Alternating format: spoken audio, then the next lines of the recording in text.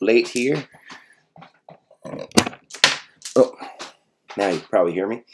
Sorry we're a little late here. I'm just having a little bit of a challenge with our video files here, but I am getting them in here right now as we speak. So we're going to hear from Patrick Harbula today, and I'm coming at you live from my home. And Reverend Frankie is just getting back from vacation, and we look forward to seeing her back next week. And also, if you are having a problem looking for the link for the Patrick Harbula workshop after the service, it is in the happenings section rather than clicking on going through the calendar on the website, the CSL Morristown website, cslmorristown.org. I believe it's also available on Facebook, and hopefully everybody that's taking the event is already registered, so we should have no problem there. But I'm going to go to the first video file here, which is an opening treatment from Patrick. So I'll be right back with you here.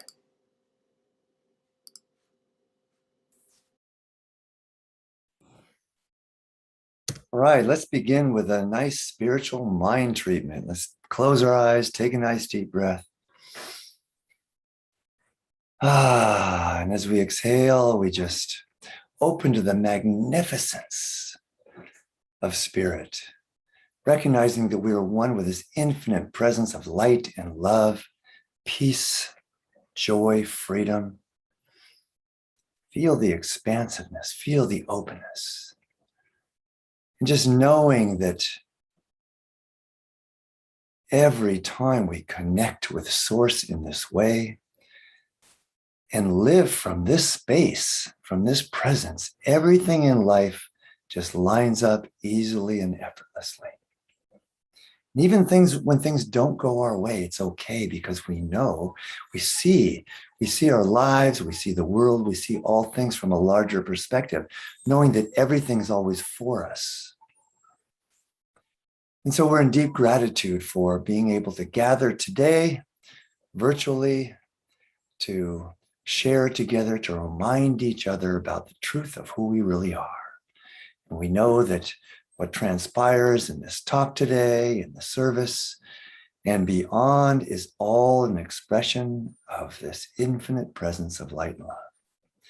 And so we turn it over to Spirit, knowing it's so, and together we say, and so it is.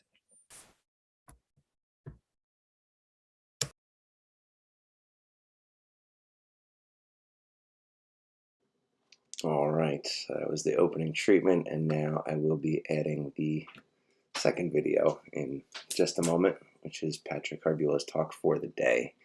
So just give me one more moment here. I just had to go into a back entrance to get these videos working today, so please bear with me and my technology. It is easier when you're all set up at the center. We'll be right with you. All right. Just gonna upload that file, be right with you.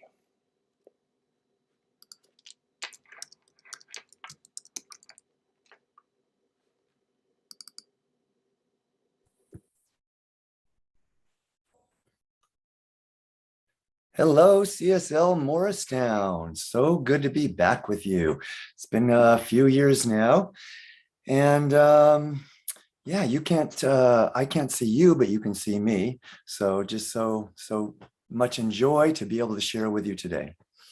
So I'm going to start with a little story. My talk title, by the way, is Non-Attachment, the Ultimate Secret to Manifestation and Inner Peace. And so I'm going to start with a little story. It's a bit of a long one, but I think the ending is worth it. So here we go. So there's these three guys out for a nice game of golf on a sunny afternoon. And so the first guy steps up to the tee, and he has been really focused on his golf game. And I think you know this guy. His name is Moses. Moses steps up to the tee, and he's concentrating and takes a couple very measured swings. And finally, he lets the ball go. It's flying out toward the cup, and it over the fairway, and it's up his club, and the waters part, and the ball rolls right through onto the green about 20 feet from the cup. So the next guy steps up, a little better golfer than Moses usually, and so he's also very focused. And by the way, I think you know his name too. His name is Jesus. Jesus steps up, takes a couple measured swings. He's really, really focused, and finally lets it go, goes flying out, and it's going further than Moses's ball, but it's going to actually land in that same lake. So Jesus steps out, he raises up his hand, and the ball stops in midair and hovers about 6 inches above the surface of the lake. And he simply walks out on the water, taps the ball onto the green about 10 feet from the cup. Third guy walks up, and he's the opposite of the first two. He doesn't seem focused at all. He's just like laughing and joking and have a good time. And so he just takes this one-handed swipe at the ball, and it hooks way off to the side and bounces off the roof of this caddy shack over the fence onto the freeway. And it's ricocheting between cars, and it bounces off the semi and back over the fence onto the caddy shack, down the roof to the drain gutter, down the drain gutter to the drain pipe. It rolls down onto the fairway. It's headed for that same lake. It bounces off a rock, lands on a lily pad. A frog comes up and grabs the ball in its mouth, and then an eagle swoops down and says, "God, I hate playing with your dad." I can hear your laughter, even though I can feel your laughter, even though I can't hear it. So the moral of the story is the person who shows up with the most joy, with the most non-attachment to results, always gets the best results. So, a guy named Siddhartha Gautama, several years ago, better known as the Buddha, said, "Non-attachment is the philosophy of my life." In New Thought, we are really good that the expertise, the mastery of New Thought, the most important and critical element is focusing on what I want, creating our intention, speaking it into the law, right? But the other side of that coin, as I say in The Magic of the Soul, my book, which is now curriculum, I hear you're going to be starting a class soon. The message, or one of the quotes in the book is, the most powerful consciousness for manifestation is being really clear about what we want. And the other side of that coin is completely, or at least relatively, non-attached to how, when, or if it occurs. So, we're really good in science of mind of creating that intention, right? Through spiritual mind treatment, through affirmation, through visualization. But I think the most important element in that is actually the non-attachment, which is the more challenging part. So I'm going to show you a couple slides here. So give me a moment while I share screen. Hopefully you're going to be able to view this. I'm sure you are, because Michael's going to do a great job with it. So let's see, share. And let's go to slideshow. All right, so Thich Nhat Hanh says, letting go gives us freedom. And freedom is the only condition for happiness. If in our heart we still cling to anything, anger, anxiety, possessions, we cannot be free. So I ask you, which is a more productive consciousness for manifestation? Anxiety, anger, attachment, or freedom? And so, in fact, our degree of non-attachment, I find, is proportionate to our natural ability to focus consistently on what we do want. Because if I've got anxiety, if I've got worries, then how can I focus? How can I really put my intentionality into what I want to create in my life? And so this next slide is a picture of a person who has a lot of attachments, right? Because here's the thing. To whatever degree we have an attachment, there is some fear that what we want to happen won't happen, or what we do want to happen, or what we do want to happen won't happen, or what we don't want to happen will happen. So this slide kind of illustrates that. So this is a picture of a guy who's got attachments to all these different things, to finance, to health, to relationship, to world problems to the pandemic, whatever it might be. And so you can see that two things are happening here. One is he is actually, every one of these lines of energy going to these worries or attachments is putting energy into what he doesn't want. So he's canceling out any positive intentionality that he's putting into the law, into the field of potential. And the other thing that's happening is you can see that he has very little power to manifest what he does want. So this next slide is a picture of someone who is relatively non-attached, and therefore their power is, oh no, actually that's a picture of me hanging out down on Venice Beach. How did that slide get in here? So this is a picture of someone who is relatively non-attached. And so you can see her aura is intact. Her energy feels intact. Her power is intact. So when she wants to create something or manifest something, just one simple affirmation does it. In fact, I'll tell you, let's see, I'm going to switch back to non-sharing my screen here. In fact, my favorite affirmation as it has come to me these days is this: wouldn't it be fun if? So you can feel the non-attachment in that. So I'm creating an image of what I want, and yet there's relatively no attachment.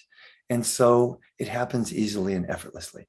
And I tell you, the more I practice this, well, the more I practice non-attachment, the more things that I want to create in my life just come easily and effortlessly.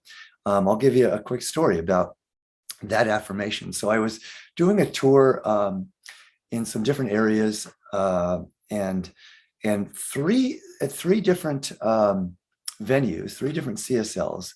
From the stage in the Sunday service, I said, wouldn't it be fun if 35 people, excuse me, showed up for the workshop this afternoon? And in all three of those venues for that workshop, exactly 35 people showed up for the workshop. Play shop, I call them nowadays, because I don't believe in work anymore. And in fact, in Calgary, the people in the workshop were counting as people were coming in the door. And when it got to number 35, everyone clapped, no one else came. So I stopped saying, wouldn't it be fun if 35 people, because I didn't want to limit it to 35 people anymore, right? And by the way, it's going to be fun no matter what. If one person would have showed up to that workshop, that would be fun. That's the level of non-attachment I'm talking about. It's going to be fun no matter what. So, in fact, when I'm attached, I'm blocking the pathway through which my good emerges. Intention and manifestation becomes effortless when that path is clear. So, the top title is The Ultimate Secret to Manifestation and Inner Peace. So we manifest more easily and effortlessly and magically when there's non-attachment. But an even greater benefit to that is inner peace. What I have found is the only pathway to true inner peace is non-attachment to situations in the world of form. And listen, it can be attachment can be very subtle, right? So, I can be, I'm recording this today and as I started to record, somebody knocked on the door, right? So I had to stop and go answer it. Now I could be in attachment. And of course, the fact that I'm actually preparing to or starting to share a talk on non-attachment made me go right into my practice and say, it's okay. In fact, starting over, I'm going to be even more composed. So we can always find, it really is an extension of my book, The Magic of the Soul, which the main practice in that is to look for the magic in every experience, right? What's the blessing in this challenging experience? What's the blessings that come out of this pandemic that we've all been experiencing for a year and a half? I was at a lecture last night with my dear friend, Jim Lockhart, who lives in France now, so I don't get to see him very often. So I don't go out to lectures very often anymore, but I went to this one because I wanted to see my good buddy. And he said, he asked the question, he said, so How many, how many people here have had a hard year? And I couldn't raise my hand. We've had a fantastic year because no matter what's going on, when I'm not attached to what's happening in the world of form, I can live in joy no matter what. And this is my wish and my prayer for you. And so it's a practice, right? And wherever we are, I believe that life is an evolution of non-attachment. And if we do non-attachment well, every time that I have a physical injury, or, as chronicled in my book was my chronic illness that I had for several years. It took 5 years before I started to heal, 10 years before I was back at 100%. And what I learned in that the message of the magic of the soul became to look for the magic in every experience. What's the greater freedom, joy, love that wants to emerge from whatever this challenging situation is? And so practicing the magic of the soul is what has naturally led me to a practice and a greater experience of non-attachment. So when we get to the end of our life, if we, I started to say as every time I get an illness or an injury, my practice is to really surrender into it, embrace what the experience is, and to use the experience to understand who I am beyond the level of my physical beingness, and discover who I am at a deeper level as a spiritual being. And if we do this practice well, non-attachment, when we come to the end of our life, the end of life can be a beautiful experience. Dr. Jim said the same thing in his lecture last night. He said, a life lived in joy teaches us how to die well. Living well teaches us how to die well. Because if we live a life that is full and fulfilled and serving in purpose and filled with freedom, then when we come to the end, we will be ready, right? I have lived a full life, and so I am ready. And as he said, it may not be the most convenient time, and yet there is that sense that I've done well. So I'm going to give us, as I took that deep breath, I just want to invite us all to take a deep breath and just close your eyes for a moment and just think about a situation in your life in which you have some attachment, a worry, a concern, and just take a moment to reflect on, how would I approach this? How would I deal with it? How much more freedom will I feel if I give up non-attachment to whatever's happening and just accept and affirm and recognize that we hear the phrase over and over, whatever's happening is always for us. But do we always believe that? What if I truly trust that and give up attachment to any results and knowing that whatever the results, it is always for me?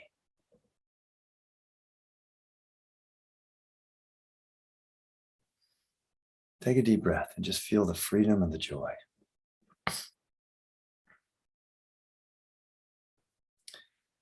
So one other thing that you can open your eyes. So one other thing that I want to emphasize is wherever we are on this path of non-attachment is the perfect place to be. So what I mean to say is don't be attached to being non-attached, right? I had a client once who wanted to get this $1 million home, which is a few $100,000 above her budget. And so she said to me, so I'm practicing being a non-attached so that I can get it, right? So that's not really, so she recognized that wasn't pure non-attachment. And yet that practice is still more powerful than being attached. And it just so happened, and I had to laugh at that because I see myself doing that as well often too.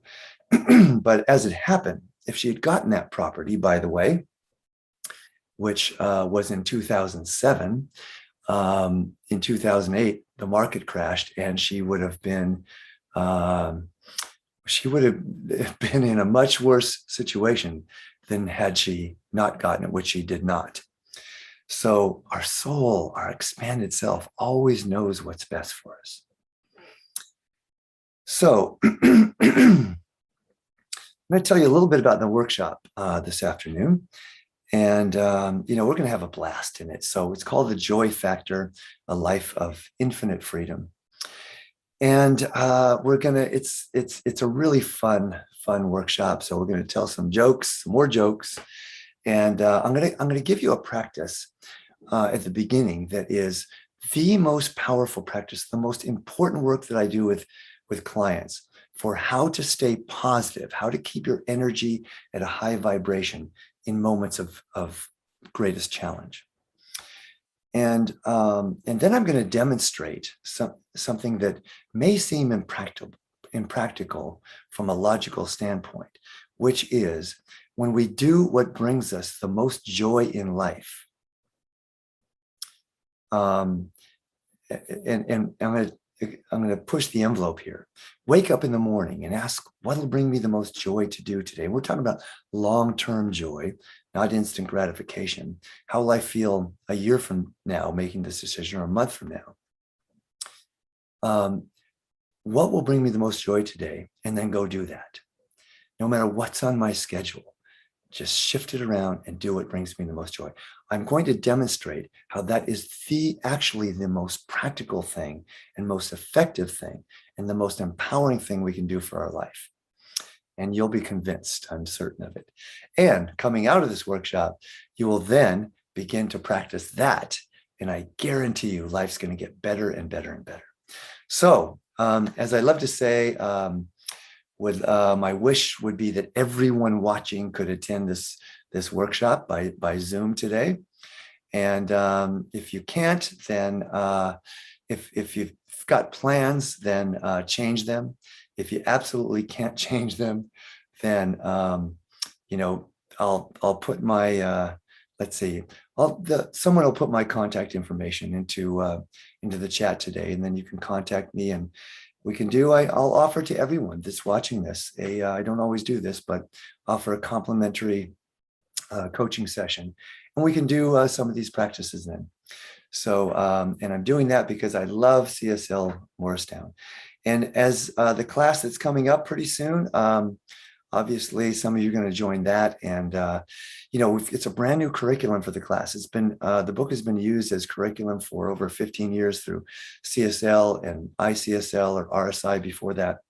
But it's completely revamped curriculum, which now includes not only everything that I learned up to writing this book 20 years ago, it includes also the practices that have an evolution of consciousness I've experienced put into practice in the last many years.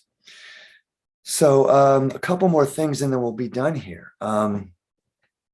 So first off, tell you a little, did any of you see the movie, My Favorite Exotic Marigold Hotel? So in it, quick review, the Indian character who is in charge of this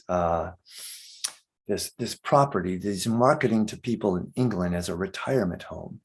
They actually, when the people get there, they discover that you Photoshop the brochure. It's this dilapidated place that looked beautiful in the brochure, and everything's broken down. So as they come to him with the problems, his consistent answer is this: we have a saying in India, and it goes like this: everything will be all right in the end. And if it's not all right, it's not yet the end. And so, that's what we're talking about here. The Buddha had a quote that you may enjoy, and I'm going to show you one more screen before we're done too. The Buddha had this quote, and you can do this with me, that says, when we finally realize that everything is perfect exactly the way it is, we will simply tilt our head back, do this with me, and laugh at the sky. You can feel the freedom and the power in that, right? So I'm going to share the screen one more time because this is my favorite quote of all time. Here we go. Share screen. Back to this. Share. And we'll go back to the slide. I already said this, the most powerful consciousness for manifestation is having clear intention at the same time, non-attachment to how, when, or even if it occurs. Pam Grout, in her book EQ, once you can say, this is the best thing to happen to me about everything that happens in your life, you'll be aligned with the FP, field of potential. You align the FP by loving everyone, by seeing the face of God in everything, by feeling happy, by being joyful and grateful for everything, no matter what. Instead of letting the apparent reality, in quotes, dictate your feelings, you line up with the FP, which knows nothing but love, peace, and perfect contentment. You line up with the FP, which knows nothing but love, peace, and perfect contentment.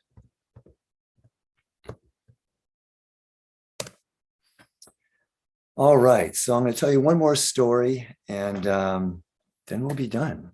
So my teacher, Dr. Vivian King, was in a car accident, hit by a drunk driver that caused her to become a quadriplegic.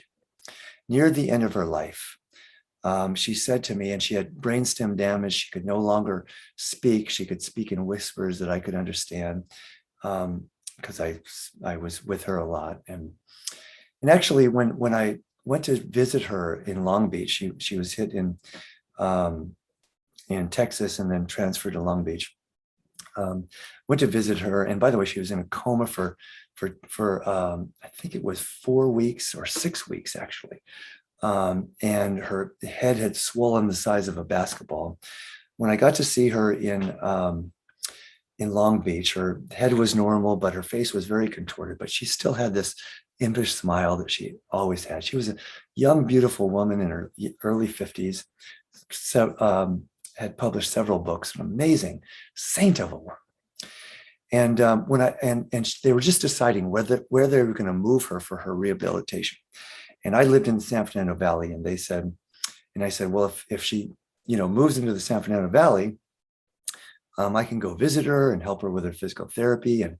And as it turned out, they didn't know where I lived in the San Fernando Valley, but she ended up moving to a rehab place 2 blocks away from where I live. So I got to go visit her and do energy healing with her and spiritual mind treatment and physical therapy. And it might sound like I'm helping her a lot, but actually she was helping me. I got the greatest benefit.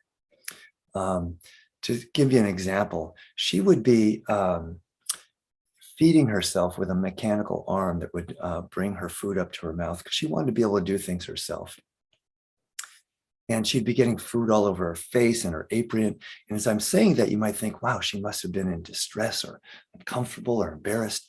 But she would be smiling or laughing through it all because she knew the truth. What she taught us in spiritual psychology was that we are more than our body, more than our feelings, more than our mind. We are our soul.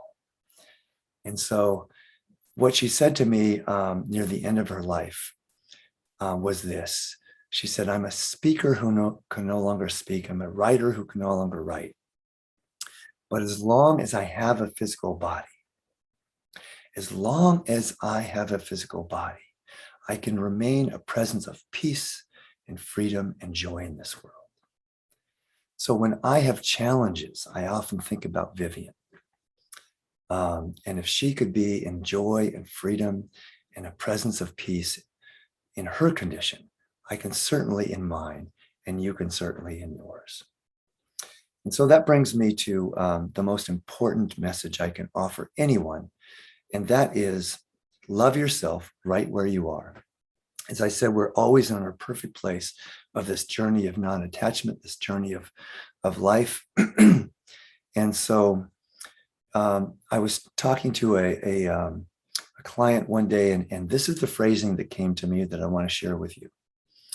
That when I love myself unconditionally, what I realize is that I am not myself. I am, in fact, the self. I am in fact pure love. And so are you. So let's take this into prayer. So take a nice deep healing breath.